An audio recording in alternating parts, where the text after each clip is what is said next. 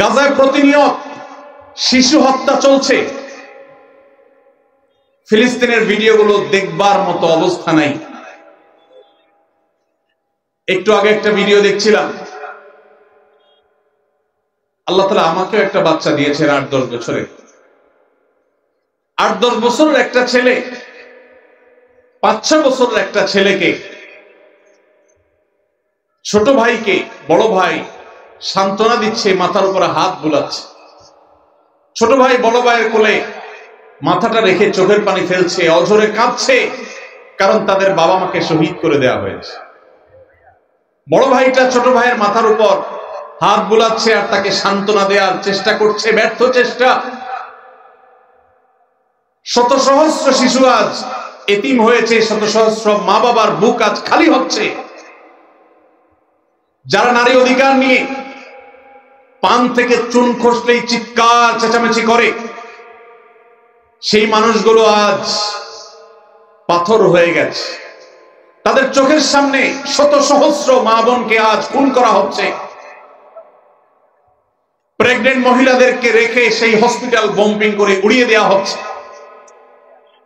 আজ সেখানে শিশুদের আর্তনাদে আকাশ পাতাল ভারী হয়ে উঠছে। কোন স্থাপনার সেখানে বাকি নাই যেটা ভেঙে চুরে গুড়িয়ে দেওয়া হয়নি। উপর থেকে ড্রোন শট নেওয়ার ছবি দেখলে ভাবতে কষ্ট হয়, বিশ্বাস করতে কষ্ট হয়। একটা শহর, একটা জনপদকে এইভাবে মাটির সাথে মিশিয়ে দেওয়া যায়। সবচেয়ে অবাক করা বিষয় হলো, এই হায়নারা, এই অভিশপ্ত ইহুদিরা, এদের সবচেয়ে বেশি সমর্থন প্রকাশ্য দিবালোকে যারা করে, তারাই আমাদেরকে সবচেয়ে বেশি সকাল বিকাল মানবতার সবক শুনাইতে আসে। প্রিয় ভাইরা আমার, আজ পৃথিবীর তথাকথিত সভ্য, তথাকথিত উন্নত দেশগুলো প্রকাশ্য দিবালোকে এই অভিশপ্ত দেশকে তারা সমর্থন করছে, যারা মুসলমানদেরকে তাদের ভূখণ্ডে যুগ যুগ ধরে খুন করে আসছে, তাদের রক্ত নিয়ে হোলি খেলায় মেতে উঠেছে। আজ সেখানে মানবতার চিৎকারে, আর্তচিৎকারে আকাশ পাতাল ভারী হয়ে উঠছে।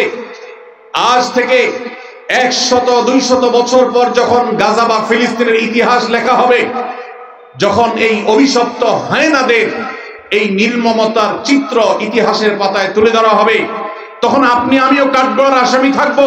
কারণ তখনকার মানুষেরা, তখনকার জেনারেশনেরা আলোচনা করবে, তখন পৃথিবীতে যে শত শত কোটি মানুষ বসবাস করেছিল, সে মানুষগুলো কিভাবে এতগুলো মানুষের সামনে পৃথিবীর ছোট্ট একটা ভূখণ্ডের মধ্যে এইভাবে মানুষকে হত্যাযজ্ঞ চালানো হয়েছে, নির্মমতা করা হয়েছে, শিশুদের সামনে বাবা মাকে খুন করা হয়েছে, বাবা মার সামনে শিশুদেরকে টুকরা টুকরো করা হয়েছে, কিভাবে এই নির্মমতা চালানো হয়েছে, বিশ্বের শত শত কোটি মানুষ তারা তখন কি করেছে। আগামী ১০০-২০০ বছর পরে যখন ফিলিস্তিন এবং গাজার ইতিহাস লেখা হবে, আসামির কাঠগড়ায় আমরা সবাইকে দাঁড়াতে হবে। আল্লাহর কাছে আমরা ক্ষমা চাই। হে আল্লাহ, আপনি আমাদের অক্ষমতাকে মাফ করে দিন, আমাদেরকে আপনি সক্ষমতা দান করুন। মুসলমান দেশগুলোর যারা তথাকথিত নেতা হিসেবে দায়িত্ব পালন করছে, আল্লাহ আপনি তাদের ঈমানের চেতনা বৃদ্ধি করে দিন, তাদেরকে মুসলমান হওয়ার তৌফিক দান করুন, তাদেরকে মানুষ হওয়ার তৌফিক দান করুন। ভাইরা আমার, ফিলিস্তিন ইস্যুতে আমার ৩টি কারণে অনেক বেশি অনুতাপ হয়, আফসোস হয়, আক্ষেপ হয়। প্রথমত, সারা বিশ্বের মুসলমান দেশগুলো তো বটেই, অনেক অমুসলিম দেশেও হাজার হাজার লক্ষ লক্ষ মানুষ নির্যাতিত ফিলিস্তিনিদের সমর্থনে তারা রাস্তা বের হয়েছে, প্রতিবাদ করেছে, তাদের কষ্ট লাগার কথা তারা প্রকাশ করেছে। পৃথিবীর দ্বিতীয় বৃহত্তর মুসলিম দেশ বাংলাদেশ, এদেশের মানুষের মধ্যে ধর্মীয় আবেগ অনেক বেশি। আমরা অন্যের কষ্ট এভাবে দেখতে পারি না। এত সত্ত্বেও এই দেশে আজও পর্যন্ত ফিলিস্তিনিদের প্রতি সহমর্মিতা প্রকাশ করে একটি উল্লেখযোগ্য লক্ষ লক্ষ মানুষের কোন গণজমায়েত এই দেশের মাটিতে এখনো পর্যন্ত হয় নাই। আমার লজ্জা হয়, কষ্ট হয় যখন দেখি ফিলিস্তিন ইস্যুতে প্রত্যেক দল আলাদা আলাদা ব্যানার নিয়ে ২-৪-১০ হাজার মানুষ নিয়ে তারা প্রতিবাদ করে। এটাকে ফিলিস্তিনিদের সমর্থন নাকি নিজের দলীয় প্রচারণা? একমাত্র আল্লাহ তাআলা ভালো জানেন। আমরা ফিলিস্তিন ইস্যুতে সকল দল মত চিন্তা দর্শনের ঊর্ধ্বে উঠে মানবিকতার জায়গা থেকে সবাই এক কাতারে দাঁড়িয়ে একটিবারের জন্য বিশ্বকে আমরা জানিয়ে দিতে পারি, বাংলাদেশের মানুষজন আমরা ফিলিস্তিনি মাজলুম মানুষদের সাথে আছি। আল্লাহ আমাদের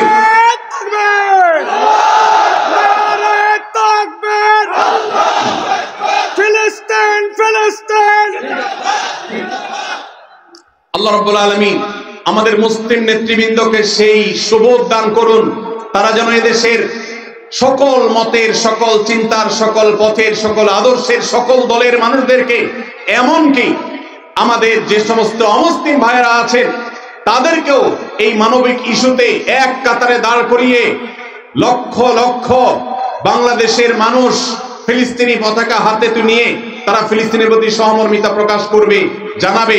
এই চেষ্টাটা আমরা করতে পারি কি পারি না ইনশাআল্লাহ। আল্লাহ আমাদের সবাইকে সেই তৌফিক দান করুন। এই ইতিহাস এই দেশে রচনা হোক, আমরা সেই দোয়া রব্বে কারীমের কাছে আজকে ফরিয়াদ করছি। আল্লাহ আমাদের এই একটা মিছিল, একটা প্রতিবাদ, একটা বার্তা বিশ্ব মিডিয়াকে দেওয়ার মতো কাজ এখনো পর্যন্ত এই ভূখণ্ড থেকে আমরা করতে পারি নাই। এর চেয়ে বড় লজ্জার বিষয় আর কিছু হতে পারে না। অমুসলিম দেশগুলো, জাপানের মতো দেশে হাজার হাজার মানুষের বিশাল বড় গণজমায়েত হয়, সেখানে এই অভিশপ্তদের এমবাসি ঘেরাও করার মতো ঘটনা ওইসব দেশে ঘটে। দুর্ভাগ্যজনক বাস্তবতা, আমাদের দেশে যার যার মতো আমরা কথা বলি, আমরা মিছিল করি, ব্যানার নিয়ে দাঁড়াই, প্রতিবাদ করি, মানববন্ধন করি, কিন্তু সবাই ঐক্যবদ্ধভাবে বিশ্বকে জানাবার মতো একটা ঐতিহাসিক সমাবেশ, ঐতিহাসিক গণজমায়েত আমরা আজও করতে পারি নাই। ইনশাআল্লাহ অচিরেই সেটা হবে। আল্লাহ আমাদেরকে সেই তৌফিক দান করুন। দ্বিতীয় আমার আফসোসের কারণ ফিলিস্তিন ইস্যুতে, আপনারা জানেন অন্য মুসলিম দেশগুলোতে পর্যন্ত, খোদ আমেরিকাতে পর্যন্ত ইহুদিদের বিভিন্ন প্রোডাক্ট গুলোকে অত্যন্ত কার্যকর ভাবে বয়কট করা হয়েছে। আমাদের এই দেশে প্রত্যেকটা দোকানে দোকানে, প্রতিটা দোকানে দোকানে আপনি পাবেন ইহুদি পণ্যে পরিপূর্ণ ভরপুর সয়লাব।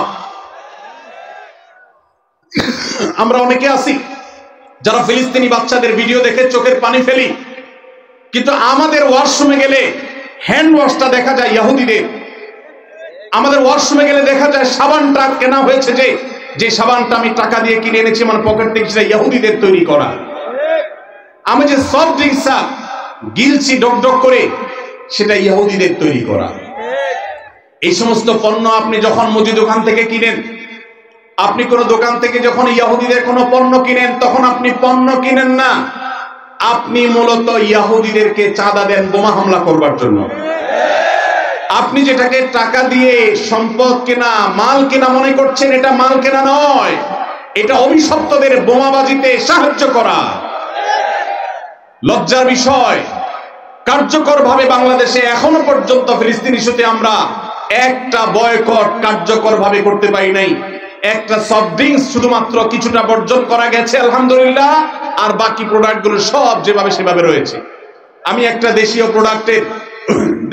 প্রোডাক্টের একটা মালিক, একটা দেশীয় প্রোডাক্টের একজন মালিককে প্রশ্ন করেছিলাম, ভাই আপনাদের প্রোডাক্ট গুলো কেন বাজারে বাজারে দোকানে দোকানে পাওয়া যায় না? কেন ইউনিলিভারের মাল বাজারে পরিপূর্ণ?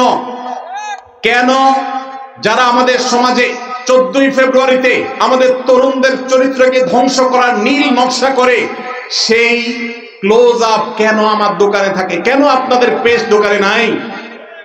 আমাকে সেই বাংলাদেশি কোম্পানির মালিক, বাংলাদেশি প্রোডাক্ট তৈরি করেন সেই ব্যবসা প্রতিষ্ঠানের মালিক, তিনি আমাকে বলছেন, ভাই লজ্জার কথা, আমাদের দেশে এক শ্রেণীর, সবাই নয়, এক শ্রেণীর অসাধু কর্মকর্তা কর্মচারী আছে সরকারি অফিসগুলোতে, যারা এই সমস্ত ইহুদি কোম্পানিগুলো, বিদেশি কোম্পানিগুলো থেকে টাকা পয়সা খেয়ে, ঘুষ খেয়ে, তাদের জন্য সকল সুযোগ সুবিধা, সকল ফ্যাসিলিটিসকে এমন ভাবে প্রোভাইড করে যে আমরা দেশীয় প্রোডাক্ট যারা প্রস্তুত করি, তৈরি করি, তারা তেমন কোনো সুবিধা করতে পারি না।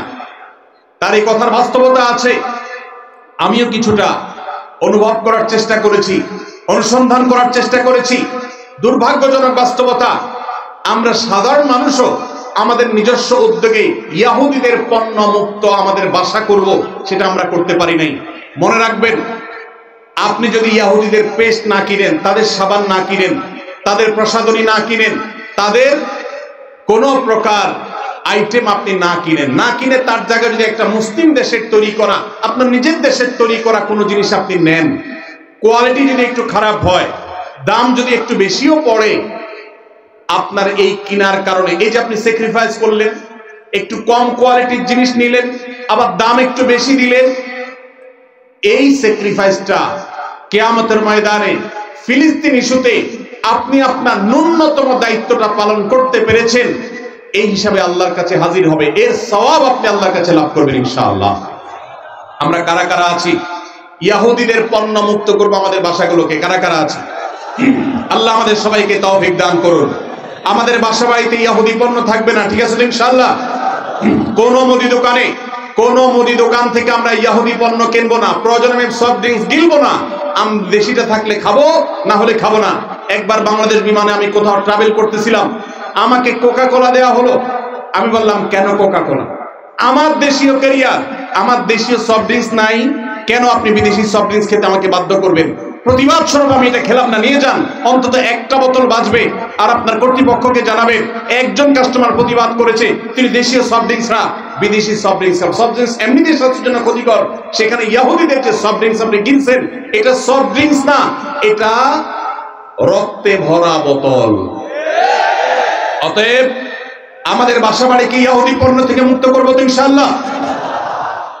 আমি বাংলাদেশী মুসলমান হিসেবে লজ্জিত যে ফিলিস্তিন ইস্যুতে আমরা একটা কার্যকর একটা বয়কট, একটা বর্জন, এটা আমরা করতে পারি নাই। ভাইরা আমার, আজকে আমরা যারা এখানে সমবেত হয়েছি, আমরা কি একটু প্রতিজ্ঞা করতে পারি, আমার জীবদ্দশা, আমার জ্ঞাতসারে, আমার পকেটের টাকা দিয়ে ইহুদি কোনো পণ্য আমি কিনবো না, না খেয়ে থাকবো, কোন প্রসাধনী প্রয়োজনে ব্যবহার করব না, কিন্তু ইহুদি পণ্য আমি কিনবো না ইনশাআল্লাহ। সবাই চেষ্টা করে যাবেন ইনশাআল্লাহ। দোকানদার ভাইদেরকে উদ্বুদ্ধ করবেন যে আপনি ইহুদি পণ্য বিক্রি করেন না, ঘোষণা দেন এবং তার জন্য ফেস্টুন টানায় দেন। আমরা প্রচার করব আপনার দোকানের যে অমুক দোকানদার ভাই তিনি ইহুদি পণ্য বিক্রি করেন না, তিনি ইসলামী চেতনা মাজলুমদের পক্ষে অবলম্বন করে তিনি তার এই স্যাক্রিফাইস করেছেন, তার দোকানের বিক্রি বাড়াবার জন্য আমরা প্রচারণা করব ইনশাআল্লাহ। চেষ্টা করা যাবে না ইনশাআল্লাহ? ভাইরা আমার, তৃতীয়ত যে কারণে আমি লজ্জিত সেটি হলো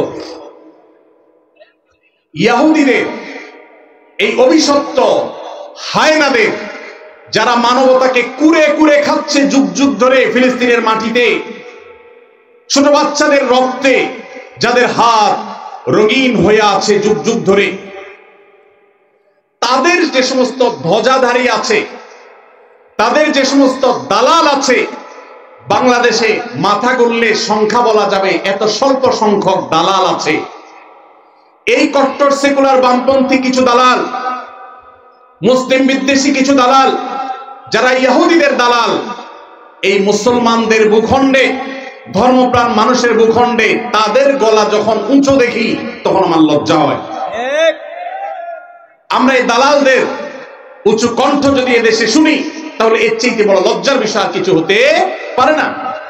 মানব ইতিহাসের সবচেয়ে বড় হত্যাযজ্ঞ চালানো, সময়ের সবচেয়ে বড় হায়না এই ইহুদিদের সমর্থন যারা করে, তারা মানুষরূপী পশু ছাড়া কিছু হতে পারে না। অথচ এই মানুষগুলোই আজ আমাদের সবকিছু ঠিক করে দেয়, তারাই আপনার নীতি নির্ধারণের ভূমিকায় তারা অবতীর্ণ হয়, তারাই আপনার আইন ঠিক করে দেয়, তারাই আপনার নীতি নির্ধারণ করে দেয়, তারা আপনার সবকিছু বলে দেয়। জাতি হিসাবে আমাদের জন্য এর চাইতে বড় লজ্জার বিষয় আর কিচ্ছু হতে পারে না। ভাইরা আমার, অতএব আসুন ফিলিস্তিন ইস্যুতে আমরা আল্লাহর কাছে চোখে পানি ফেলার পাশাপাশি সর্বশক্তি দিয়ে যৌক্তিক এবং যথাযথ প্রতিবাদ আমরা প্রত্যেকটা মানুষ যার যার জায়গা থেকে অব্যাহত রাখি এবং আল্লাহর কাছে একটা ফরিয়াদ করি, ও আরশ আজিমের মালিক, রোমের কলোসিয়ামের গ্যালারিতে বসে যেরকম তখনকার পশুরা মানুষের নির্মম ভাবে মৃত্যুবরণ করা দেখতো, দেখে তারা উৎসাহ করত, উদ্দীপনা করত, ফুর্তি করত। আজ ফিলিস্তিনের ছোট্ট একটা ভূখণ্ডের চারপাশে শত শত কোটি মানুষ মানবতার মুখোশ ধারণ করে আছে। মানবাধিকারের সবক সকাল বিকাল যারা মুখে শোনায়, মুখে বলে, জিগির তোলে, সেই মানুষগুলো আজ ওই কলোসিয়ামের গ্যালারিতে বসে যেরকম নির্মম ভাবে মানুষ হত্যার আনন্দে উৎসব করত, আজ গোটা বিশ্ব সেরকম উৎসবে মত্ত হয়ে আছে। আল্লাহ এই জুলুমের শেষ পরিণতি আমাদেরকে দেখে যাওয়ার তৌফিক দিও। এই জীবদ্দশায় যেন আমরা এই জুলুমের শেষ দেখে যেতে পারি। আল্লাহ আমাদের সবাইকে সেই তৌফিক দান করুন। ভাইরা আমার, আমরা সবাই যার যার দায়িত্বটা পালন করবো তো ইনশাআল্লাহ। আল্লাহ আমাদেরকে সেই তৌফিক দান করুন।